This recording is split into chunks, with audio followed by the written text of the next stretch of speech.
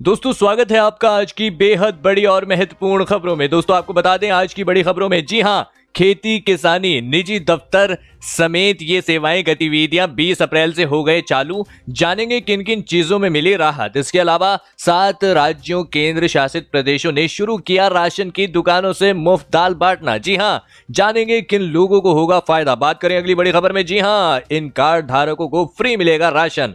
जानेंगे कौन से लोगों को मिलेगा फायदा। इसके अलावा अगली बड़ी खबर में, लॉकडाउन में किसान इस तरीके से घर बैठे बेच सकेंगे फसल। जानेंगे पूरी खबर विस्तार से। इसके अलावा 3 मई को लॉकडाउन खत्म होने के बाद भी ट्रेन प्लेन के ऊपर पीएम मोदी लेंगे अंतिम फैसला। जानेंगे विस्तार से। तो दोस्तों आज हम आपको इस वीडियो में इन्हीं सभी महत्वपूर्ण खबरों के बारे में बताने वाले हैं। वीडियो को ध्यान से आखिर तक देखते रहिए ताकि आपसे कोई भी जानकारी मिस ना हो। और अगर आप भी चाहते हैं कि भारत में फैली महामारी जल्द खत्म हो जाए तो इस वीडियो को एक लाइक जरूर करें।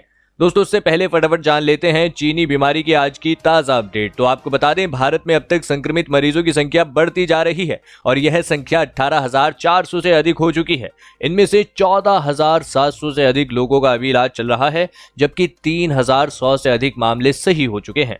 और आपको बता दें 580 से अधिक लोगों की अब तक मौत हो चुकी है। और बात करें पूरी दुनिया भर की तो अब तक की अपडेट के अनुसार 24,37,000 से अधिक लोग संक्रमित हो चुके हैं। इसके अलावा 1,67,000 से अधिक लोगों की अब तक मौत हो चुकी है, जबकि 6,38,000 से अधिक लोग सही हो चुके हैं।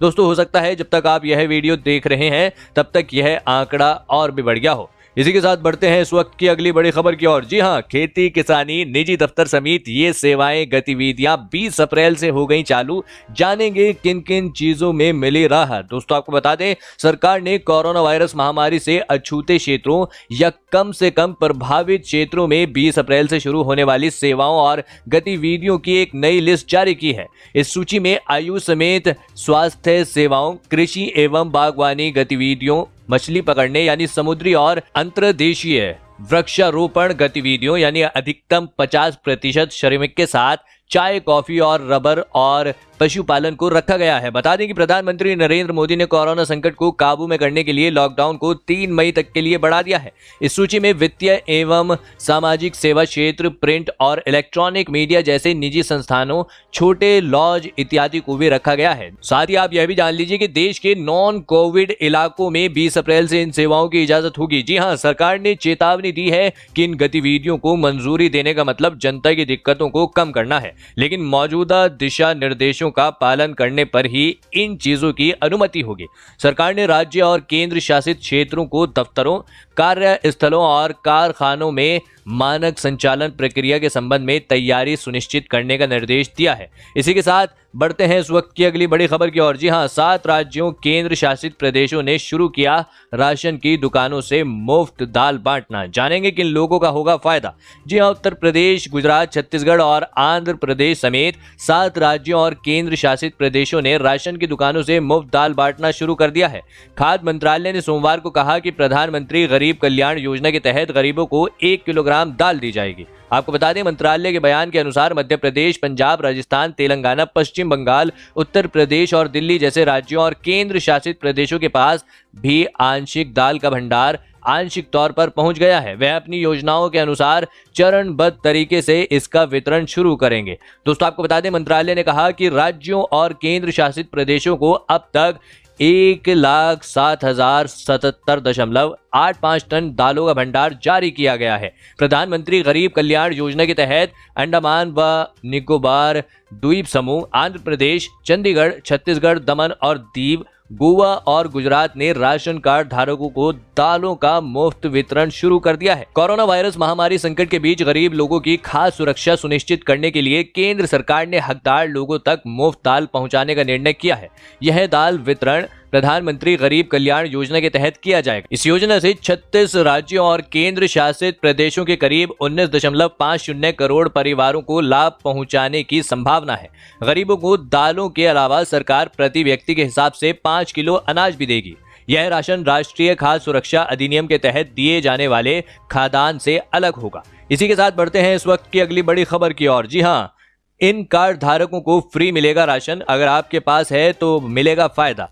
जी हां, प्रदेश सरकार द्वारा अप्रैल माह में गुलाबी राशन कार्ड धारक, पीला राशन कार्ड धारक यानी बीपीएल और खाकी राशन कार्ड धारक को मुफ्त राशन दिए जाने के बाद अब प्रधानमंत्री गरीब कल्याण योजना के तहत राशन डिपो पर गेहूं का फ्री वितरण शुरू हो चुका है। आपको बता दें, राशन कार्ड में प्रति सदस्य 5 किलो के हिसाब से गेहूं का वितरण किया जाएगा। गेहूं के साथ गुलाबी राशन बीपीएल राशन कार्ड धारकों को 1 किलो चीनी, 2 लीटर सरसों का तेल भी दिया जा रहा है। 1 किलो छिलका दाल मूंग, 1 किलो नमक की थैली की सप्लाई अब तक नहीं आई है। तीनों तरह के राशन कार्डों की संख्या 15,400 है। राशन कार्ड धारकों को राशन मुफ्त में दिया जा रहा है। दोस्तों आपको बता दें, लॉकडाउन के चलते काम बंद है। ऐसे में जो दिहाड़ी मजदूर लोग हैं वो घरों में ही हैं। जी हां, अप्रैल माह में प्रदेश सरकार द्वारा राशन मुफ्त देने के साथ साथ पीएम गरीब कल्याण योजना से राशन मुफ्त मिलने से कुछ राहत जरूर मिली है।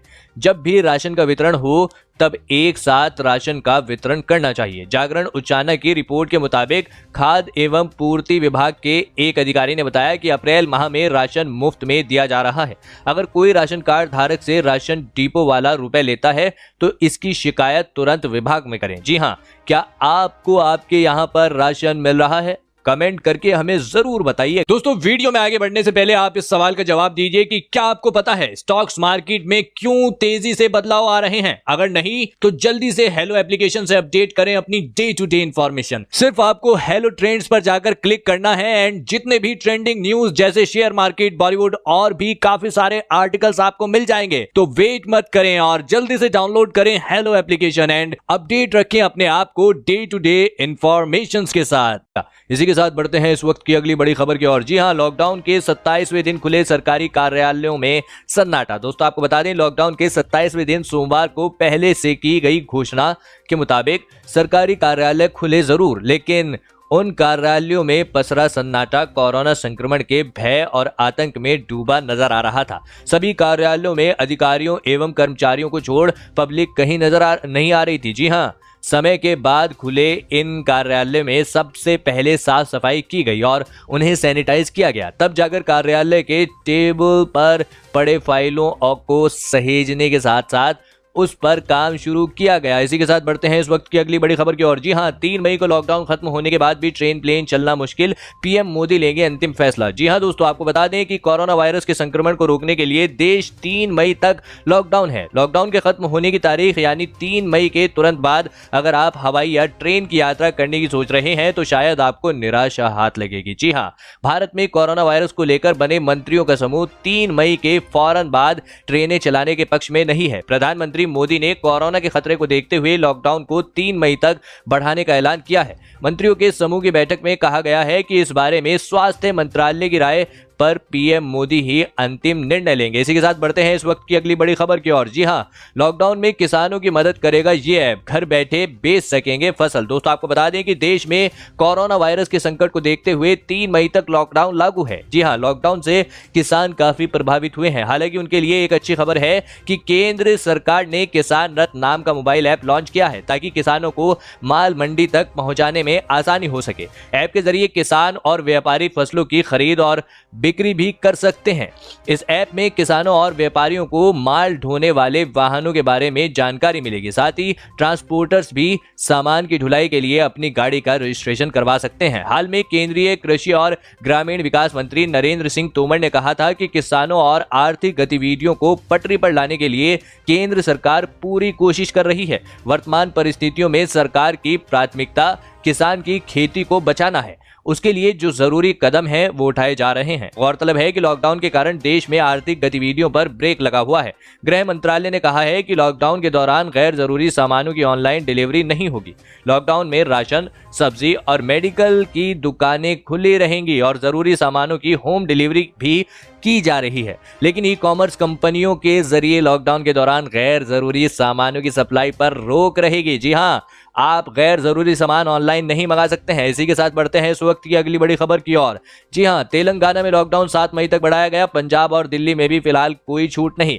दरअसल आपको बता दें कि प्रधानमंत्री नरेंद्र मोदी के ऐलान के बाद कई राज्य 20 अप्रैल से लॉकडाउन में कुछ रियायतें देंगे, लेकिन तेलंगाना, पंजाब और दिल्ली ने सोमवार से कोई ढील न देने का फैसला किया है। तेलंगाना ने 7 मई तक लॉकडाउन को बढ़ा दिया है। पंजाब ने कहा है कि 3 मई तक लॉकडाउन में कोई रियायत नहीं दी जाएगी। वहीं दिल्ली के मुख्यमंत्री अरविंद केजरीवाल ने कहा कि 27 अप्रैल को होने वाली समीक्षा बैठक में ही लॉकडाउन में राहत देने पर विचार किया जाएगा, उससे पहले नहीं। आपको बता दें, तेलंगाना में मुख्यमंत्री के चंद्रशेखर राव ने कैबिनेट में लॉकडाउन को 7 मई तक बढ़ाने का प्रस्ताव रखा, जिसे मंत्रिमंडल ने पास कर दिया। केसीआर ने कहा कि 7 मई तक प्रदेश के सभी कंटेनमेंट जोन में 14 दिन का जरूरी आइसोलेशन पीरियड पूरा हो जाएगा। राज्य सरकार ने फैसला लिया है कि किसी भी एजेंसी और कंपनी को door to door e delivery, food delivery, parcel delivery की इजाजत नहीं दी जाएगी। कैबिनेट ने मकान मालिकों से अपील की है कि वह इस समय सीमा तक किसी भी किराएदार से किराया ना मांगे।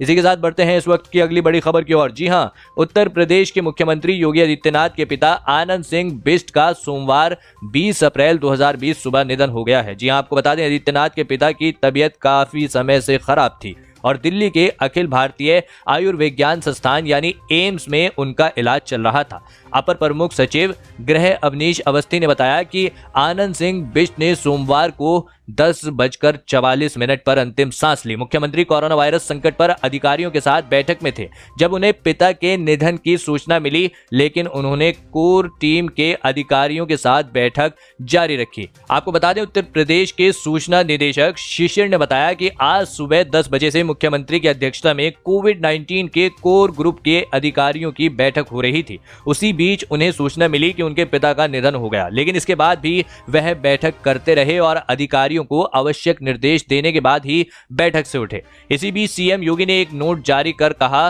कि कोरोना के खिलाफ लड़ाई के चलते वो अपने पिता के अंतिम संस्कार में शामिल नहीं हो सकेंगे। जी हां, पत्र में कहा गया, अपने पूज्य पिताजी के कैलाशवासी होने पर मुझे भारी दुख और शोक है। अंतिम क्षणों में उनके दर्शन करने की हार्दिक इच्छा थी, परंतु वैश्विक महामारी कोरोना वायरस के खिलाफ देश की लड़ाई को उत्तर प्रदेश की 23 करोड़ जनता के हित में आगे बढ़ाने के कर्तव्य बोध के कारण मैं न करना सका। जी हां, 21 अप्रैल को अंतिम संस्कार के कार्यक्रम में लॉकडाउन की सफलता तथा महामारी कोरोना को परास्त करने की रणनीति के कारण भाग नहीं ले पा रहा हूं। जी हां दोस्तों, ये थी आज की कुछ महत्वपूर्ण और ताज़ा खबरें। उम्मीद करते हैं कि इससे आपको काफ़ी कुछ महत्वपूर्ण जानकारी मिली होगी। बस इसके बदले में इतना ही चाहते हैं कि आप इस वीडियो को लाइक कर दें, शेयर कर दें, क्योंकि आपका लाइक और शेयर करना ही हमारी मेहनत का फल होता है। धन्यवाद।